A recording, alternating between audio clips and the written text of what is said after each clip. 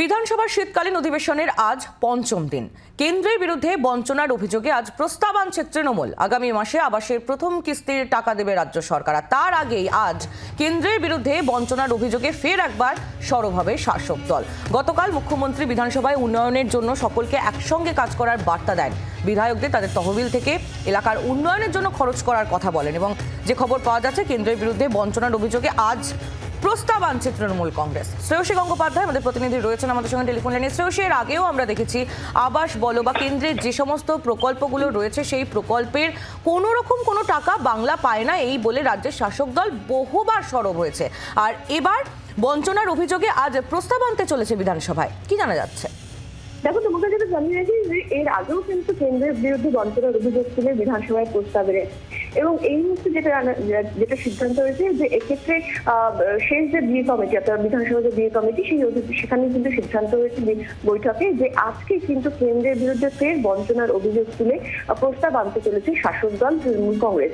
এক্ষেত্রে আমরা জানি যে আগামী মাসের মাঝামাঝি থেকেই কিন্তু আবাসের যে প্রথম কিস্তির টাকা, সেই প্রথম কিস্তির টাকা রাজ্য সরকার বিতরণ শুরু করবে, যেখানে রাজ্যের মূল যে অভিযোগ অর্থাৎ বঞ্চনা নিয়ে যে মূল অভিযোগ, সেই অভিযোগের অন্যতম ছিল যে আবাসের কিস্তির যে টাকা সেই টাকা দিচ্ছে না কেন্দ্র।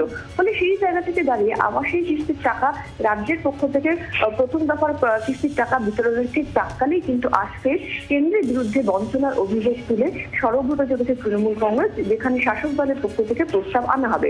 পাশাপাশি আমাদের জানিয়ে রাখি যে গতকালই মুখ্যমন্ত্রী তিনি যখন বিধানসভায় বক্তব্য রাখছিলেন, সেই বক্তব্য রাখার সময়ই কিন্তু কার্যত দেখা গিয়েছিল যে এক্ষেত্রে তিনি এলাকার উন্নয়নের জন্য বিধায়কদের এগিয়ে আসার বার্তা দেন, যেখানে তিনি বলেছিলেন যে এক্ষেত্রে বিধায়করা তাদের যে তহবিলের টাকা, সেই তহবিলের টাকা তারা যেন সেক্ষেত্রে এলাকার উন্নয়নের নানান কাজে ব্যবহার করেন। যদিও পরবর্তীকালে সেক্ষেত্রে দেখা গিয়েছিল যে BJP chief whip Shankar Ghosh তিনি অভিযোগ তুলেছিলেন যে তারা টাকা খরচা করতে চাইলেও তাদেরকে বাধা দেওয়া হচ্ছে প্রশাসনের পক্ষ থেকে, তারা এলাকার উন্নয়নের জন্য তারা টাকা খরচা করতে পারছেন না।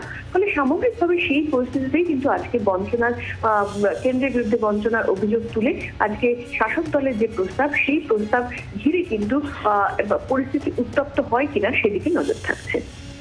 শ্রেয়সী, ধন্যবাদ, নজর রাখো। শ্রেয়সী গঙ্গোপাধ্যায় আমাদের প্রতিনিধি ছিলেন আমাদের সঙ্গে। বাংলার আওয়াজ, বাঙালির আবেগ, জি 24 ঘন্টা।